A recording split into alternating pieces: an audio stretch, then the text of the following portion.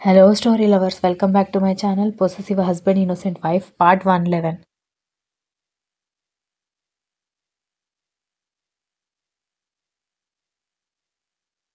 ఏం కాదు, మీరే అలా ఫీల్ అవుతున్నారు.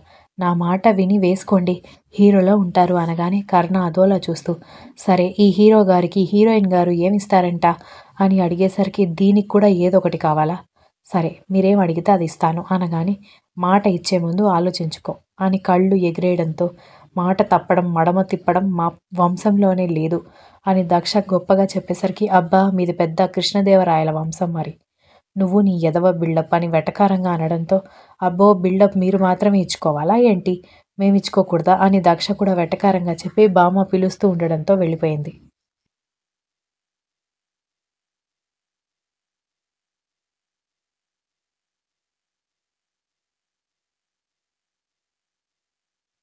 సాయంత్రానికి బంధువుల తాకిడి ఇంకా ఎక్కువ అవ్వడంతో కొంతమందిని అక్కడే ఉన్న బంధువుల ఇళ్లలో అడ్జస్ట్ చేసి సత్యవతి కోసం ఆమె పేరు మీద అదే ఊరిలో ఇంకొక ఇల్లు కట్టించి ఉండడంతో అది ఖాళీగా ఉండేసరికి అది క్లీన్ చేయించి కొంతమందిని అక్కడ ఉండమని పంపించేశారు. టీలు, భోజనాలు, టిఫిన్లు మొత్తం విడిది ఇంటితో సహా బంధువులందరినీ ఉంచిన ఇళ్ళకి కూడా పంపించేసరికి అందరికీ తల ప్రాణం తోకకొచ్చింది. తాతగారు అలసటగా ఇంట్లోకి రావడంతో ఏమైంది తాతయ్య అని దక్ష అడగడంతో వండడం పెద్ద కష్టం కాదమ్మా, కానీ వీళ్ళందరికీ సప్లై చేయడానికి అలసటగా అనిపిస్తోంది అనగానే తప్పదు కదా, ఇంకొక రోజైతే పెళ్ళైపోతుంది, పెళ్ళిళ్ళో భోజనం చేసిన తర్వాత ఎవరి దారిన వాళ్ళు వెళ్ళిపోతారులే తాతయ్య అని చెప్పింది దక్ష.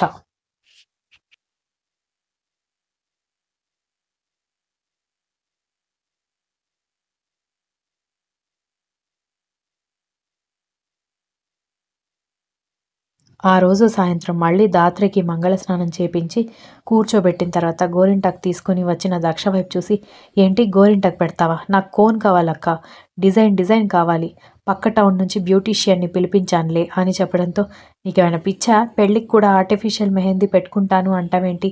ఆకు గోరింటాకైతే బాగుంటుంది, హెల్త్కి కూడా మంచిది అంది దక్ష.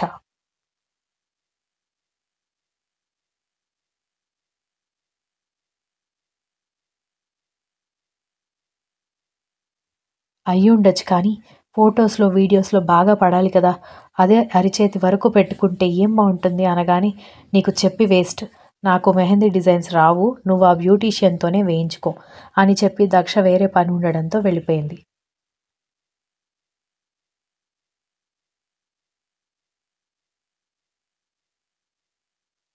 ఒక అరగంట తర్వాత బ్యూటీషియన్ రావడంతో మోచేతుల వరకు మెహందీ వేయించుకొని, కాళ్ళకు కూడా వేయించుకొని కూర్చున్న దాత్రి దగ్గరికొచ్చి, "ముక్కు, మూతి ఎందుకు వదిలేసావే? అక్కడ కూడా వేయించుకోవాల్సింది" అని కర్ణ వెటకారంగా చెప్పేసరికి దాత్రి మూతి తిప్పుకుంటూ, "వేయించుకోవచ్చు బావ, కానీ మేకప్ వేసుకోవడానికి కుదరదు. అందుకే వేయించుకోలేదని" వెటకారంగా చెప్పడంతో ఆమెకి ఒక లుక్ ఇచ్చేసి, "ఇదిగో" అంటూ చిన్న బాక్స్ ఇవ్వడంతో, "ఏంటి బావ ఇది" అని ఓపెన్ చేసి చూసేసరికి బంగారు బుట్టలు కనిపించేసరికి ఏంటిది అని ఆశ్చర్యంగా అడిగింది.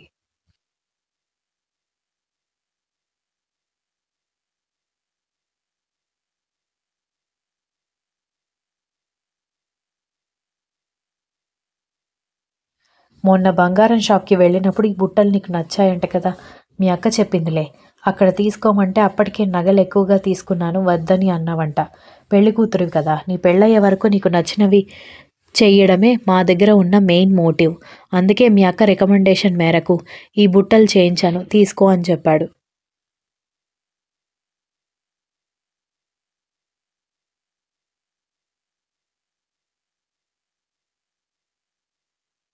వద్దు బావ, ఇప్పటికే చాలా నగలు చేయించారు, చాలా ఖర్చు పెట్టారు, ఇంకా ఇవి తీసుకోవడం నా వల్ల కాదు, నాకేదోలా ఉంది అనగాని ఓయ్, నువ్వెప్పటినుంచి మా దగ్గర మొహమాట పడుతున్నావని అతను ఆశ్చర్యంగా అడిగేసరికి అది కాదు బావ, చిన్నప్పుడంటే వేరే విషయం, మంచి చెడు తెలిసేది కాదు కాబట్టి కంటికి నచ్చింది కావాలని మారం చేసేదాన్ని, కానీ ఇప్పుడు నాకు కూడా మంచి చెడు తెలుస్తున్నాయి, ఎంత మేనమామ మేనత్త అయితే మాత్రం మీరు నా కోసం ఇంత ఖర్చు పెడుతుంటే నాకు ఏదోలా ఉంది అనగానే ఓవర్ యాక్షన్ చేయకుండా తీసుకో, ఇంక అయిపోయిందిలే, నీ పెళ్ళైపోతే అంతా మీ ఆయన చూసుకోవాలి అన్నాడు నవ్వుతూ.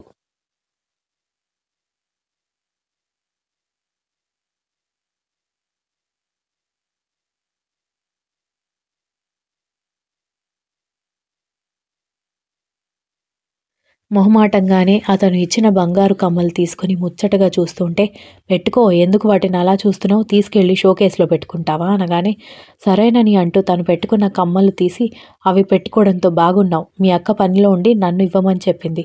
అందుకే నేను తీసుకొచ్చిచ్చాను" అని చెప్పి కర్ణ అక్కడి నుంచి వెళ్ళిపోయాడు.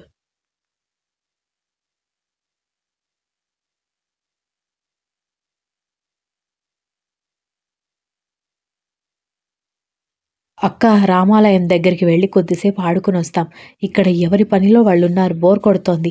అదే గుడిలో అయితే కొంచెం ప్రశాంతంగా ఉంటుంది" అని దక్ష తమ్ముడు, చెల్లెలు అనగానే, "ఎందుకురా ఎవరూ లేంది అక్కడికి వెళ్ళడం? పైగా పందిరి పట్టుకుని, పందిరి గుంజలు పట్టుకుని ఆడుతూ అవి గనుక ఏవైనా అయ్యాయనుకో, అనవసరంగా అందరి దగ్గర పాయింట్ ఔట్ అయ్యేది మీరే. నాకది ఇష్టం లేదు. మీరిక్కడే ఆడుకోండి. కావాలంటే విడిది ఇంటి దగ్గర వరుణ్ బావ వాళ్ళు ఉన్నారు. వెళ్ళి వాళ్ళతో అయినా మాట్లాడుతూ ఉండండి" అనగానే, "ఇప్పుడు అందరూ బిజీగానే ఉంటారు కదక్కా.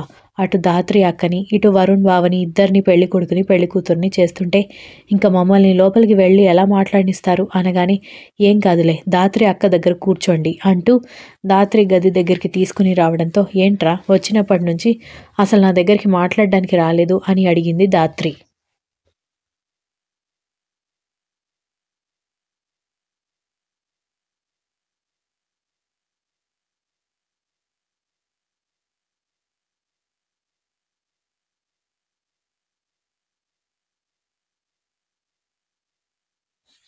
"పెళ్లి కూతురివి కదా అక్క!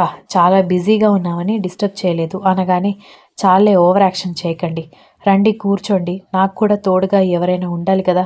పెళ్లి కూతుర్ని చేసి బయటికి వెళ్ళిపోతున్నారు. "బోర్ కొట్టి చచ్చిపోతున్నాను. ఫోన్ చూసి చూసి ఫోన్‌లో ఛార్జింగ్ అయిపోతుంది కానీ బోర్ మాత్రం ఆగడం లేదు" అనగానే వాళ్ళిద్దరూ నవ్వుతూ ధాత్రితో మాట్లాడుతుంటే, "మీ ముగ్గురికి ఇక్కడికే స్నాక్స్ పంపిస్తాను. తిని కూర్చోండి ఇక్కడే" అని చెప్పి దక్ష వంటగదిలోకి వెళ్ళిపోయింది.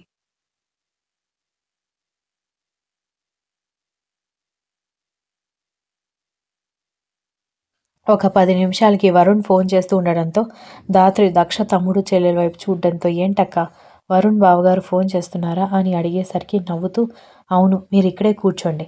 నేను 10 నిమిషాల్లో వస్తాను" అంటూ బాల్కనీకి వెళ్ళి మాట్లాడి పావుగంట తర్వాత రావడంతో, "ఏమంటున్నారు అక్కా బావగారు" అనగానే, "ఎప్పుడెప్పుడు తెల్లవారుతుందా?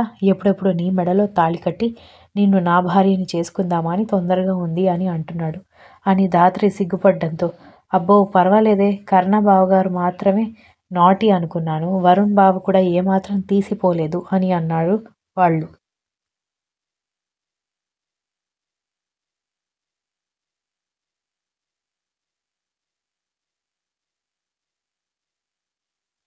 హ్మ్. ఇదంతా పెళ్ళయ్యే వరకే. పెళ్ళైన కొత్త వరకు. ఆ తర్వాత అబ్బాయిలు మారిపోతారు అని ధాత్రి నిష్ఠూరంగా చెప్పేసరికి, "అది చూద్దాంలే అక్క. ఇంతకీ కట్నం ఎంతిస్తున్నారు వరుణ్ బావగారికి" అనగానే, "వరుణ్ కట్నం తీసుకోవడం లేదు. అయినా కూడా అమ్మమ్మ కట్నంగా హైదరాబాద్‌లో ఉన్న ఒక ఫ్లాట్ నా పేరు మీద రాస్తుంది" అని చెప్పడంతో ఇంకా మిగిలిన విషయాలు మాట్లాడుకుంటూ ఉండిపోయారు.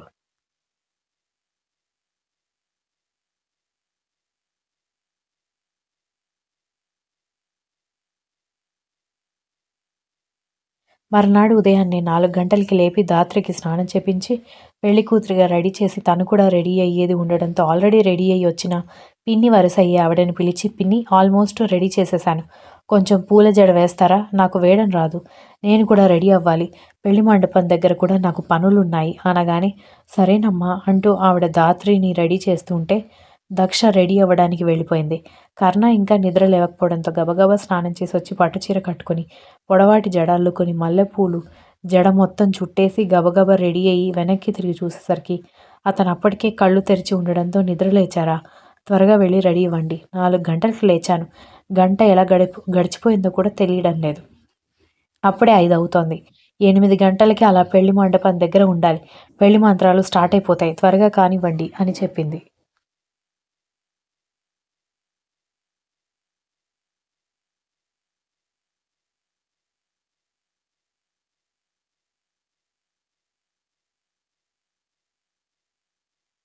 వెళ్తున్న ఆమె చేపట్టుకుని లాగి ఆమె బుగ్గల మీద తడుముతూ ఉండేసరికి, "మళ్ళీ morning morning మొదలుపెట్టకండి.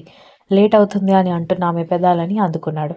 Continuous. If you like this story, please like, share, comment and don't forget to subscribe.